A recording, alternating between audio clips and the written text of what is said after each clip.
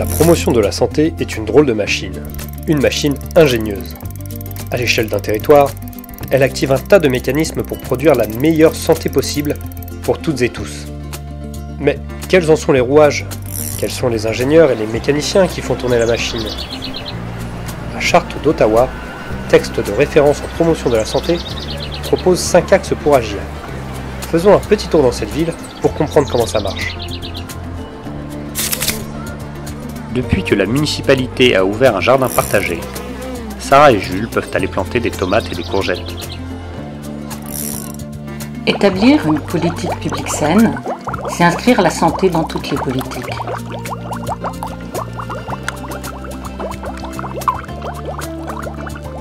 Mais c'est aussi prendre en compte les préoccupations de tous les secteurs dans la politique de santé.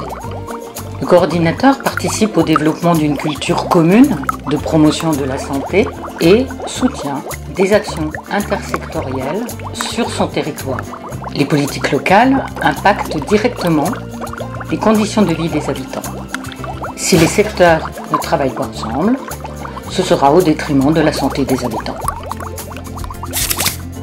Pour trouver des produits locaux, naturels, Sarah et Jules vont au marché. La santé des personnes ne dépend pas uniquement de leur comportement. Des facteurs extérieurs influencent également la santé de manière positive ou négative. La promotion de la santé s'occupe de créer des milieux favorables pour tous. Au plus près des populations, et notamment des plus fragiles, l'association de proximité participe à la lutte contre les inégalités sociales de santé. Les habitants sont les usagers des systèmes et des services. Ils peuvent aussi en être les acteurs et s'engager comme porte-parole. Le fonctionnement des sociétés peut aggraver les écarts de santé entre les personnes. Ces inégalités sociales fragilisent l'équilibre global. Lors de la commission restauration, Sarah et Jules ont élaboré les menus avec les parents d'élèves, la mairie et le restaurant scolaire. La promotion de la santé soutient que l'ensemble des acteurs d'un territoire doivent avoir une place effective dans la construction des interventions ou des politiques publiques. Chacun à sa manière et selon ses motivations. Les habitants et leurs représentants ont une place légitime pour partager leur expérience et co-construire. Le coordinateur et l'association de proximité sont des leviers de mobilisation.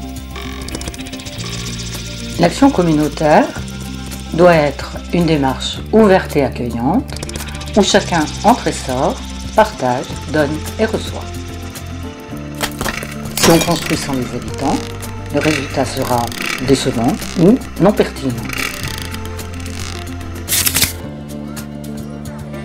Aujourd'hui, au centre social, c'est atelier débat sur la question « C'est quoi bien manger ?»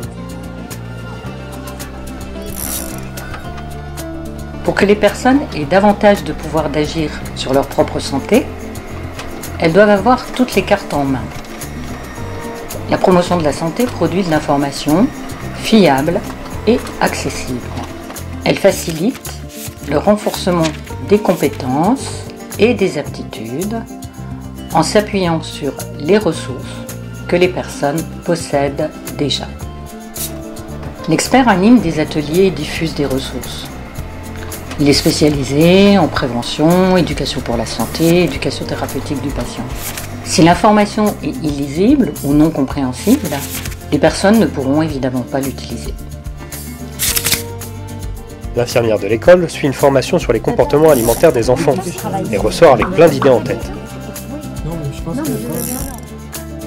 Les services de soins doivent inclure dans leur pratique les principes et les stratégies de la promotion de la santé, en prenant en compte les personnes dans leur globalité, de manière juste et sans discrimination.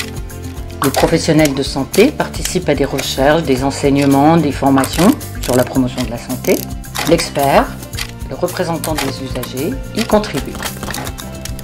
Le système de soins doit être pensé avec tous les acteurs, sinon les pratiques et les organisations ne changent pas.